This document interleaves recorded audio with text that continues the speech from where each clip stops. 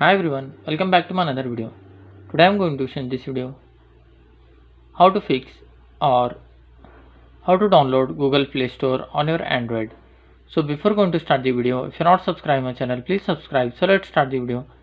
Guys, if your Google Play has been uninstalled accidentally, then I will show you how to install your Google Play Store. Guys, first of all, what you have to do, you have to just open your settings, scroll down, apps, click on the apps, then click on see all apps.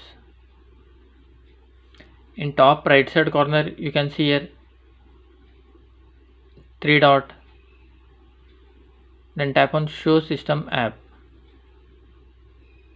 After that tap on the search, then tap on Play Store. You can see here Google Play Store, tap on this.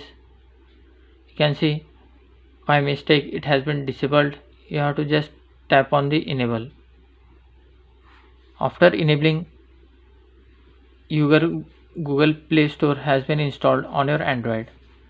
That's it guys. So this way you can download or enable Google Play Store in your Android.